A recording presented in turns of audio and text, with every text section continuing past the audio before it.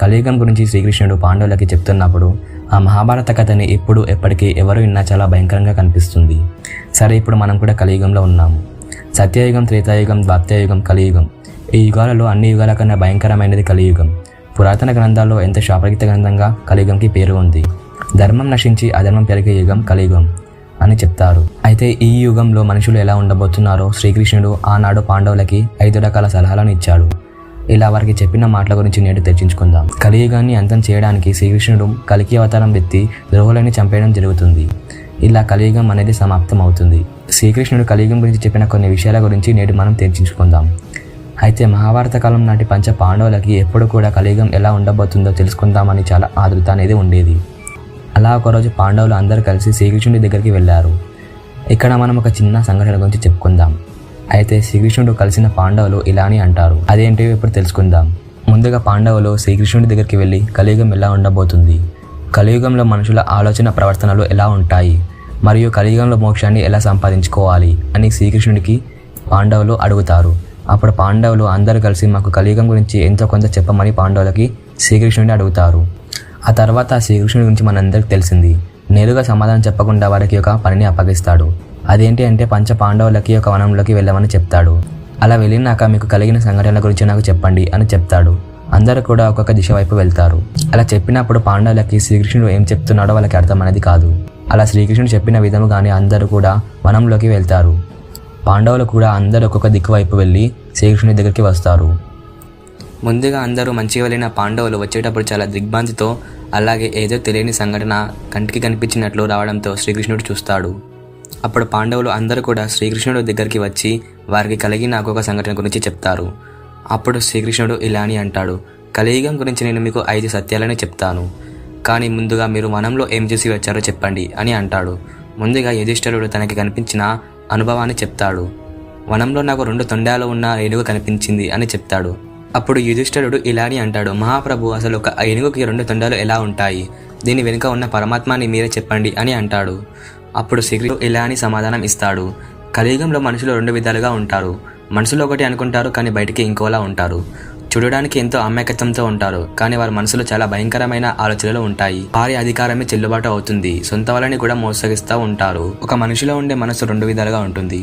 ఉంటే మంచి విధంగా ఉంటుంది, లేకుంటే చెడు విధంగా ఉంటుంది. కానీ కలియుగంలో అలా కాదు. కలియుగంలో 2 విధాలుగా హృదయాలు ఉంటారు. ఇది యుధిష్ఠిరుడికి శ్రీకృష్ణుడు చెప్పిన కలియుగ సత్యం. ఆ తర్వాత అర్జునుడి వంతు వస్తుంది. అర్జునుడికి ఒక విచిత్రమైన పక్షి కనిపించింది. దాని రెక్కలపైన వేదాలు, వాక్కులు పడి ఉన్నాయి. ఇది అర్జునుడికి ఆశ్చర్యం కలిగించిన విషయం. కలియుగంలో మనుషుల వేషభాషలు ఎలా ఉంటుందో శ్రీకృష్ణుడు అర్జునుడికి చెప్తాడు. అర్జున, నీవు వనంలో పక్షిపైన వేదాలు రాసిన సంఘటన చూసావు కదా, దాని వెనుక ఉన్న పరమాత్మని నేను ఇప్పుడు చెప్తాను, జాగ్రత్తగా విను అని చెప్తాడు. కలియుగంలో ధర్మం, జ్ఞానం తెలిసినటువంటి వ్యక్తుల మనుషుల ముసుగులో వేసుకున్న నరరూప రాక్షసులే ఉంటారు. మంచి మనసు ఉన్న వీరు ఎప్పుడెప్పుడు ఇతరుల ధనాన్ని స్వాధీనం చేసుకుందామా అని చూస్తూ ఉంటారు. ఎందుకంటే కలియుగంలో మనుషుల ప్రాణాల కన్నా ఎక్కువగా ధనాన్ని ప్రేమిస్తారు. కోట్లలో ఒకరు మాత్రమే నిజమైన మేధావులుగా ఉంటారు. అందరూ కూడా ధనం కోసం తన మనసులో ఉన్న రోగాలని మిల్చుతూ ఉంటారు. ఇలా అర్జునుడి తర్వాత శ్రీకృష్ణుడు భీముడి వద్దకు వస్తాడు.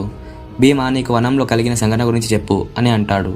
భీముడు ఇలా అని అంటాడు. నాకు వనంలో ఒక ఆవు తన గేదె పిల్లని రక్తం వచ్చే అంత వరకు నాకుతుంది. అసలు ఒక ఆవు తన బిడ్డని అలా ఎందుకు నాకుతుంది? అప్పుడు శ్రీకృష్ణుడు ఇలా అని అంటాడు. భీమా, నీకు కనిపించిన సంఘటన గురించి చెప్తాను. కలియుగంలో మనుషులు వాళ్ళ బిడ్డలను ఎలా ప్రేమిస్తారు అంటే, వారి అమితమైన ప్రేమ వలన వాళ్ళ పిల్లల అభివృద్ధి అనేది ఆగిపోతుంది. ఎవరి కొడుకు అయినా సాధువులా మారిపోతే ఆయనను మనం అందరం దర్శించుకుంటాం. కానీ తమ కొడుకులు సాధువులైతే ఆ తండ్రి, తల్లి ఒప్పుకోరు. అలా ఎందుకంటే కలియుగంలో తమ కొడుకులు పక్కనే ఉండాలి అని అనుకుంటారు. ఏ పని చేయాలి అయినా తల్లి దగ్గర కానీ తండ్రి దగ్గర కానీ ముందుగా వారికి నచ్చితేనే ఆ పని చేయడం అనేది జరుగుతుంది. నిజానికి నీ కొడుకు కాదు, అతని తన భార్య సొంతం, కూతురు తన తండ్రికి సొంతం, శరీరం మృత్యుకు సొంతం, ఆత్మ పరమాత్మకి సొంతం అని చెప్తాడు. ఆ తర్వాత శ్రీకృష్ణుడు సహదేవుని దగ్గరికి వెళ్ళి ఇలా అని అడుగుతాడు. సహదేవ, నీవు వనంలో చూసింది ఏమిటిది అని అడుగుతాడు. ఓ నారాయణ, నేను వనంలో చూసింది ఆశ్చర్యానికి గురి చేసింది. అదేంటి అంటే, ఒక ప్రదేశంలో చుట్టుపక్కల అన్ని బావులలో నీళ్లు ఉన్నాయి, కానీ మధ్యలో ఉన్న ఒక బావిలో మాత్రం నీళ్లు లేవు. దాని వెనుక ఉన్న పరమాత్మాన్ని ఇప్పుడు చెప్పండి అని అడుగుతాడు. అప్పుడు శ్రీకృష్ణుడు ఇలా అని అంటాడు. కలియుగంలో మనుషులు తన జీవితం కోసం లక్షల కోట్లను సంపాదిస్తారు, కానీ చుట్టూ ఉన్న పేదవారికి ఆకలి దప్పుకలతో బాధపడుతున్న వారిని సహాయం చేయరు. చివరికి రక్త సంబంధికులు ఆకలితో చనిపోతూ ఉన్నా కూడా అలానే చూస్తూ ఉంటారు, ఎలాంటి సహాయం వాళ్ళు చెయ్యరు. అంటే కలియుగంలో తినడానికి తిండి ఉన్నా ఆకలితో చనిపోతారు. ఒకే చోట పేదదానికి అనే అసమానతలు ఉంటాయి అని చెప్తాడు. ఆ తర్వాత శ్రీకృష్ణుడు చివరికి నకులుని దగ్గరికి వెళ్తాడు. అప్పుడు నకుల, నీవు వనంలో ఏం చూసావు అని అడిగితే అప్పుడు నకులుడు ఇలా అని అంటాడు, అదేంటి అంటే నేను ఒక కొండపై నుంచి కింద పడుతున్న ఒక పెద్ద రాయిని చూశాను. అది పెద్ద పెద్ద చెట్లను సైతం తిరుగుకుంటూ రావడం నేను చూశాను. అది అలా పెద్ద పెద్ద వృక్షాలను తిరుగుకుంటూ వచ్చి చివరికి ఒక చిన్న చెట్టు అడ్డు వచ్చేసరికి ఆగిపోతుంది. అసలు ఈ మాయ ఏంటిదో నాకు అర్థం కావడం లేదు అని అంటాడు. శ్రీకృష్ణుడు కలియుగంలో మనుషుల మనసు నియంత్రణలో ఉండదు, కావున అతని పతనం మొదలవుతుంది. మనిషి పతనం డబ్బుతో కానీ ధనంతో కానీ ఆగదు, కానీ ఒక చిన్న హరినామ స్వరంగా మృత్యు సైతం ఆగుతుంది. నిజానికి శ్రీకృష్ణుడు ఏం చెప్తున్నాడు అంటే కలియుగంలో ఎవరైతే డబ్బు వెనుక పడకుండా డబ్బు పైన మోహం వదిలి పరమాత్మని భక్తిలో లీనం అవుతారో వారు ఎలాంటి ఆపదలు రాకుండా జీవిస్తారు.